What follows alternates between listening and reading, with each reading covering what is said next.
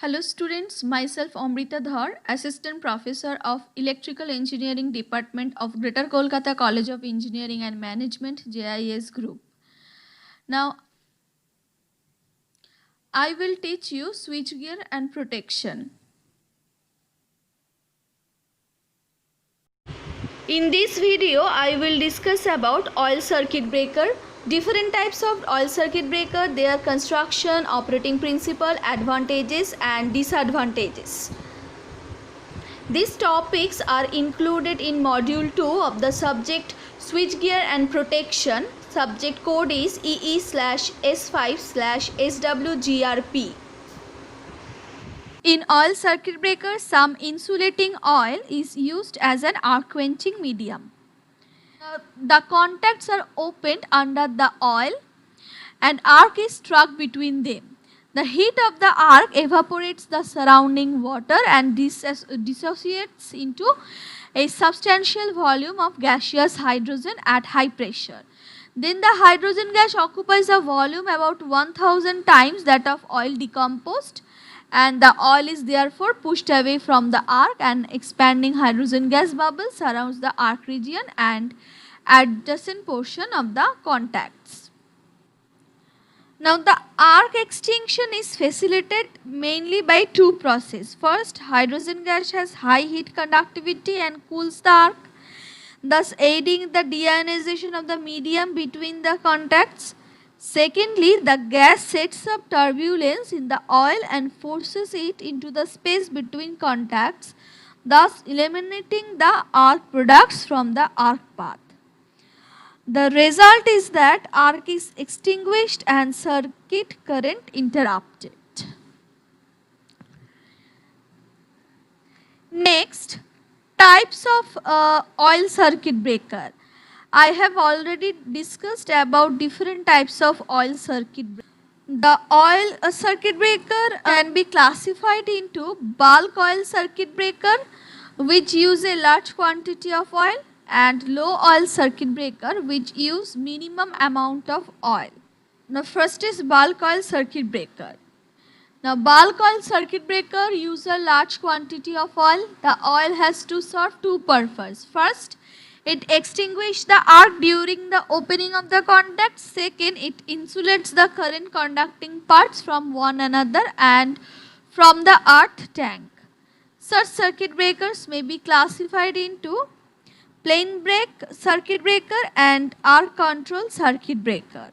Now in this circuit breaker, plain break circuit breaker, no special means is available for controlling the arc, and the contacts are directly exposed to the whole of the oil in the tank. Now in this type, special arc control devices are employed to get beneficial action of the arc as efficiently as possible. First, plain break oil circuit breaker. A plain break oil circuit breaker involves the simple process of separating the contacts under the whole of the oil in the tank. There is no special system for arc control other than increase in length caused by the separation of contacts. The arc extinction occurs when a certain critical gap between the contacts is reached. The plain break oil circuit breaker is the earliest type from which all the other circuit breakers have developed. It has a very simple construction. It consists of fixed and moving contacts. Enclosed in a strong weather-tight earth tank containing oil up to a certain level, and air cushion above the oil level. The air cushion provides the sufficient room to allow the reception of the arc gases without generation of unsafe pressure in the dome of the circuit breaker. It also absorbs the mechanical shock of the upward oil movement. It is called a double break because it provides two breaks in series. Next, operating principle of plain break oil circuit breaker. Under normal operating condition, the fixed and moving contacts remain closed, and the breaker carries normal circuit current. When a fault occurs, the moving contacts are pulled down by protective system and an arc is struck between them. An arc is struck which vaporize the oil mainly into hydrogen gases. Now the arc extinction is facilitated by two process. Hydrogen gas bubble generated around the arc cools the arc column and aids the deionization of the medium between the contacts. By the gas sets up turbulence in the oil and helps in eliminating arcing products from the arc path. And as the arc lengthens due to separating contacts, the dielectric strength of the medium is increased. Now the result of this action is that at some critical gap the arc is extinguished and the current is interrupted. But this type of circuit breaker suffer from some disadvantages. First, there is no special control over the arc other than increase in length by separating the moving contacts. So therefore, for successful interruption, long arc length is necessary and that is impracticable in some cases. These breakers have long and inconsistent arcing times and these breakers do not permit high speed interruption. Now due to these disadvantages, plain oil circuit breaker are used only for low voltage application, where high breaking capacities are not important. It is usual practice to use such breakers for low capacity installation for voltage not exceeding 11 kV. Next, arc control oil circuit breaker. In case of plain oil circuit breaker, there is very little artificial control over the arc. Therefore, comparatively long arc length is essential in order that turbulence in the oil caused by gas may assist in quenching it. However, it is necessary and desirable that final arc extinction should occur while the contact gap is still short. For this purpose, some arc control is incorporated and the breakers are called arc control circuit breakers. Now, there are two types of such arc control circuit breakers. First is self-blast oil circuit breaker and second is forced blast oil circuit breaker. In self-blast oil circuit breaker, arc control is provided by internal means, that is the arc itself is employed for its own extinction efficiently, and for forced blast oil circuit breaker, arc control is provided by mechanical means external to the circuit breaker. First, self-blast oil circuit breaker. In this type of circuit breaker, the gases produced during the arcing are confined to a small volume by use of an insulating rigid pressure chamber or pot surrounding the contacts. Since the space available for the arc gases is restricted by the chamber, a very high pressure is developed to force the oil and gas through or around the arc to extinguish it. The magnitude of pressure developed depends upon the value of fault current to be interrupted. Now the pressure chamber is relatively cheap to make and gives reduced final arc extinction gap length and arcing time as against the plain break oil circuit breaker.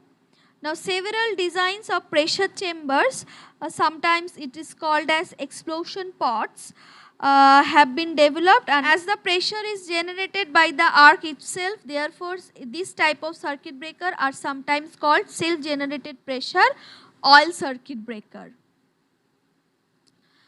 Now several designs of pressure chambers have been developed. On the basis of design of pressure chamber, mainly it is classified into plain explosion pot oil circuit breaker, cross jet explosion pot oil circuit breaker and self compensated explosion pot oil circuit breaker. Now first is plain explosion pot oil circuit breaker. It is a rigid cylindrical insulating material, encloses the fixed contact and moving contacts. The moving contact is a cylindrical rod passing through a restricted opening called throat at the bottom. When the fault occurs, the contacts get separated and arc is struck between them. The heat of the arc decomposes the oil into a gas at very high pressure in the pot.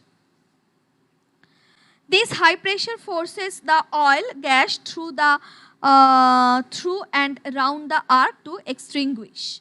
If the final arc extinction does not take place while moving contact is still within the pot, it occurs immediately after the moving contacts leaving the pot. Now, it is because emergence of moving contacts from the pot is followed by a violent rush of gas and oil through the throat, producing rapid extinction. The principal limitation of this type of pot is that it cannot be used for very low or for very high fault currents. Now, with low fault current, the pressure developed is small, thereby increasing the arc time. On the other hand, with high fault current, the gas is produced so rapidly that explosion pot is liable to burst due to high pressure. For this reason, plain explosion pot operates well on moderate short circuit current only where the rate of gas evolution is moderate. It is made of insulating material and has channels on one side and acts as a arc splitter. The moving contact is withdrawn. The arc is initially struck at the top of the pot. Now the gas generated by the arc exerts pressure on the oil in the back passage. When moving contact uncovers the arc splitters, the fresh oil forces across the arc path. The arc is therefore driven sideways into the arc splitters, which increases the length of the arc and causing the arc extinction. Now, the cross-jet explosion pot is quite efficient for interrupting heavy fault current. However, for low fault current, the gas pressure is small and consequently the pot does not give a satisfactory operation. Now, this type of pot is essentially a combination of plain explosion pot and cross-jet pot. Therefore, it can interrupt low as well as heavy short circuit current with reasonable accuracy. Now, it consists of two chambers. The upper portion is the cross-jet explosion pot with arc splitters, while the lower chamber is the plain explosion pot. When short circuit current is heavy, the rate of generation of gas is very high and the device behaves as a cross-jet explosion pot. The arc extinction takes place when the moving contact uncovers the first and second arc splitter duct. However, on low short circuit current, the rate of gas generation is small and the moving contact has time to reach to the lower chamber. During this time, gas builds sufficient pressure as there is a very little leakage through the arc splitter ducts due to obstruction offered by the arc path and right angle bends. When the moving contact comes out the throat, the arc is extinguished by plain pot action. Now, it may be noted that as severity of short circuit current increases, the device operates less and less as an explosion pot and more as a cross-jet explosion pot. Now, thus the tendency is to make control self-compensating over the full range of fault current to be interrupted. Next is the forced blast oil circuit breaker. In the self-blast oil circuit breaker, the arc itself generates necessary pressure to force the oil across the arc path. The major limitation of such breakers is that arcing time tends to be long and inconsistent when operating against currents considerably less than the rated currents. It is because the gas generated is much reduced at low values of the fault current. And this difficulty is overcome in forced blast oil circuit breaker, in which the necessary pressure is generated by external mechanical means independent of the fault current to be broken. But in the forced blast oil circuit breaker, oil pressure is created by the piston cylinder arrangement. The movement of the piston is mechanically coupled to the moving contact. When a fault occurs, the contact separated by the protective system and arc is struck between them. The piston forces a jet of oil towards the contact gap to extinguish the arc. It should be mentioned here that necessary oil pressure produced does not in any way depend upon the fault current to be broken. So what are the advantages? Since oil pressure developed is independent of the fault current to be interrupted, the performance at low current is more consistent than with self-blast oil circuit breaker. And second, the quantity of oil required is reduced considerably. Now, in bulk oil circuit breaker, the oil has to perform two functions. First, it acts as a arc quenching medium, and second, it insulates the live parts from earth. Now, it has been found that an arc quenching medium, only a small percentage of oil is actually used for arc extinction, while the major part is utilized for insulation purpose. For this reason, quantity of oil in bulk oil circuit breaker reaches a very high figure as the system voltage increases. And this not only increases the expenses, tank size and weight of the breaker, but also it increases the fire risk and maintenance problem. The fact that only a small percentage of oil, about 10% of total in the bulk oil circuit breaker, is actually used for arc extinction. So a question has arisen: why the remainder of the oil that is not immediately surrounding the device should not be omitted, with consequent saving in bulk, weight and fire risk. This led to development of the low oil circuit breaker. A low oil circuit breaker employs solid materials for insulation purpose and uses a small quantity of oil which is just sufficient for arc extinction. As regards quenching the arc, the oil behaves identically in bulk as well as low oil circuit breaker. By using suitable arc control device, the arc extinction can be further facilitated in a low oil circuit breaker. Next is the construction of low oil circuit breaker.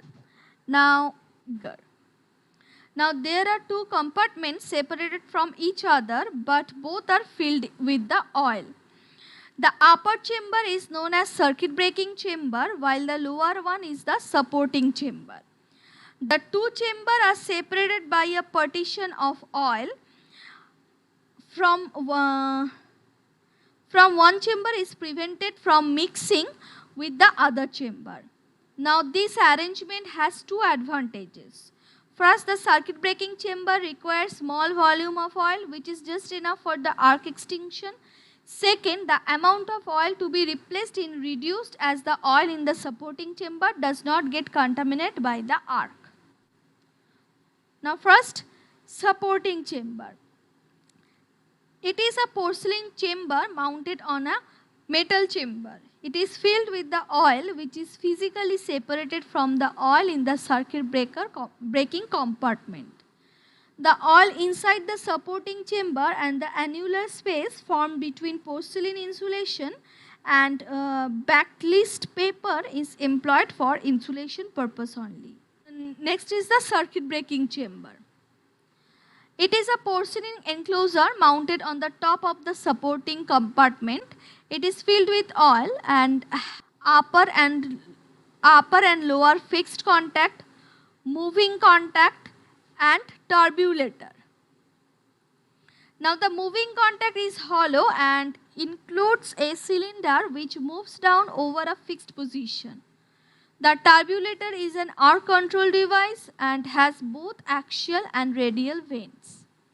The axial venting ensures the interruption of low currents, whereas the radial venting helps in the interruption of heavy current. There is another chamber, that is top chamber. It is a metal chamber and is mounted over the circuit breaking chamber.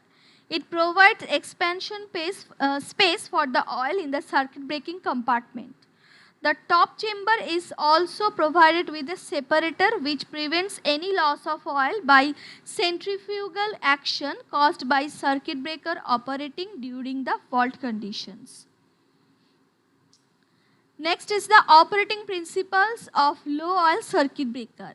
Now, under normal operating condition, the moving contact remains engaged with the upper fixed contacts. The moving contact engaged with the upper fixed contact.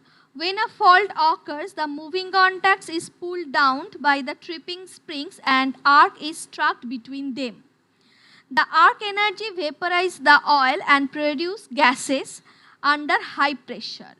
Now this action constrains the oil to pass through and result in forcing series of oil through the respective passage of the turbulator.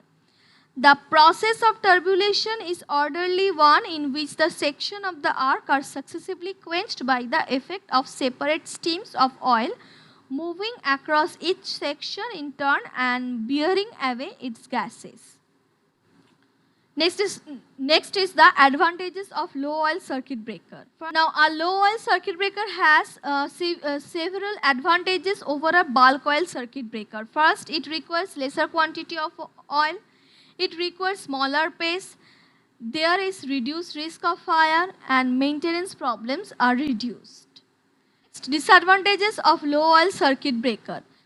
A low oil circuit breaker has several disadvantages as compared to a bulk oil circuit breaker. First, due to smaller quantity of oil, the degree of carbonization is increased. Second, there is a difficulty of removing the gases from the contact space in time. Third, the dielectric strength of the oil deteriorates rapidly due to high degree of carbonization. That's all from today's class. If you have any problem, please contact with me. My contact details is given on the first slide. Thank you.